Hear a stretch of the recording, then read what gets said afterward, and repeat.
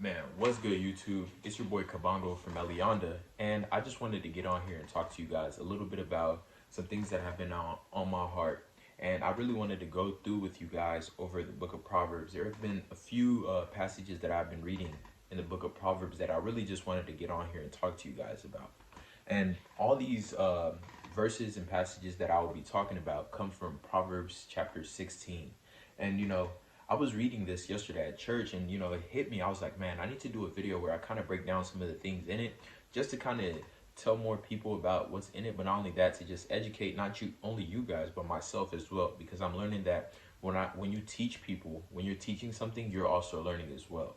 So one of the passages that I was reading in Proverbs was Proverbs chapter 16 verses 8, which says, better is a little with righteousness than great revenue without right. So I feel like, to me personally, that kind of just means like it's better to have nothing than to have everything and not have the right heart. Because I know me personally, at times, I've not even at times, throughout my life, I've had stages where I just wanted things. I just wanted, and I didn't have a heart to give. I just wanted things to be given to me, and I wanted to obtain all these things, and I wanted my wealth to increase, and I wanted all these things to increase, and I didn't have a heart that was to give to people. And I know that God has been working in my heart to change that, but not only that, God has definitely shown me that it is better for you to have nothing and to have not as much and to be happy and to have the right poisonous and to have the right mindset than to have the world and have everything and not be right in the heart. Because I know there's a lot of people out there that are extremely rich. They have everything that they could ever wanted. They have the world, right? But they're not right up here. They're not right with God. They're not right up there either. You can have everything in this world, but if you're not right with God, what does it mean? I was talking to someone today, and they told me something. It was all like, how would it be to gain the whole world but lose your soul? And that really had me thinking, because that's from the Bible as well. And that really had me thinking, like, I know I can relate to that. Because at times, whenever I wanted things, but imagine if I had everything that I ever wanted, right? But I traded it all for my soul. I traded it all for true happiness, which is with Christ. I traded it all for the things of this world. For me to go to heaven, I traded my ticket into heaven for the things of this world. My love for money, everything, just traded it all for the things of this world. And when you truly think about it, when you truly sit down and think about it, you got to understand that the things of this world perish. And I don't know about you, but I want something that will last me for an eternity. An eternity is infinity. It's forever. You won't ever have to worry about it ever ending or ever running out, because that's for infinity. And I know one thing, my God is trying to prepare me for something that will last for infinity, for an eternity. And I can't trade that for something that's gonna rot, something that's gonna have rust on it, something that's gonna fade away. I'd rather have something that's gonna last me forever than have something that's only gonna last me my lifetime. Because you will live for a little bit, but death and the afterlife is way longer than you will ever imagine. So that's what I thought about that. It's like, it says, better is a little with righteousness than great revenue without right. So that's what I think about that. It's better for you to not have enough and be happy and to be in the right headspace with God than to have everything that you ever wanted and to have hatred towards God and to just not even want anything to do with God. That's what I got from that. And there's two more verses that I wanted to go over that I feel like you guys really need to hear. But not only that, I just wanted to come on here and talk to you guys about. The second one is, and man's heart deviseth his way, but the Lord directeth his path. And what I feel about that is, coming back to what we were talking about having everything you ever wanted, as us humans, you hear the term all the time. You are the master of your destiny. You are the person that can control where you go. You are the master of the direction that your life goes into. And I just wanted to get on here and tell you something. No, we're not. Even as much as we want to believe that we're the master of our destiny and that we're the people that can control where our footsteps are going to go and where we're going to end up, no, we're not. We control nothing. When you truly sit back and think about it, I want you to look at your life as a piece of rice. And I want you to understand that that little piece of rice is just thrown into a deep pit with other pieces of rices, right? Strings. It's God that directs your path. It's God that's sending you that way. It's God that's taking you from point A to point B. It's all God. And he's just pulling all the strings while you feel as if you're the one running the show when you're truly not. God is truly the only person that can say, hey, this person is going to obtain this and they're going to get it. And this person is going to do this and they're going to be successful at it. Not you.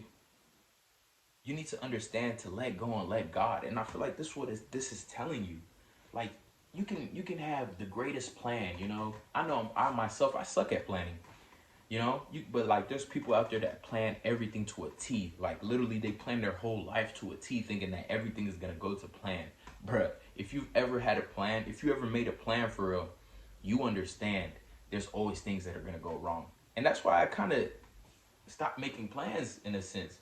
Because I understood that there's always going to be things that come up that are going to deter your plan, that are going to force you to do different things. That's why you got to live life to where you can just react on the spot, understanding that God controls everything and all you have to do is just wait for him to reveal the next step. Because you can be saying to yourself, man, when I'm 30, I'm going to be a millionaire. When I'm 21, I'm going to go to Hawaii. When I'm 15, I'm going to own a mega yacht. I'm going to do this, I'm going to do that. But you got to understand, if God never intended for you to ever do any of those things, you're not going to do those. Who knows, when you're 30, you're probably going to have 2 kids and live in a pretty good neighborhood. When you're 15, you're probably still going to be in school. You know, not saying this is for everyone because, like I said, God's plan for everybody is different. Who knows? There could be somebody who, as soon as they turn 30, they become a mega millionaire. As soon as they're 15, they own a yacht. You know, everybody's story is different. But I'm just saying, you can't throw those things out into the world and think that they're for you. You got to understand that God is the one that allows you to take those steps. So the biggest thing I want you to understand from that verse is pray to God to show you what your next step is. Understand that you just need to let go and let God and allow him to take you where he wants you to go, not where you want to go, because God will show you your next step. All you have to do is just accept and allow him to. Boom. Now let's go on to the third and last verse. The third and last verse is Proverbs chapter 16, verse 16. And it says this: how much better is it to get wisdom than gold, and to get understanding rather to be chosen than silver. From this one, I got like, just in general, like even reading the Bible, you know, this knowledge that is in this book is more valuable than money. And there's going to be people that disagree. And those people that disagree, I just want to tell them, just go read the Bible.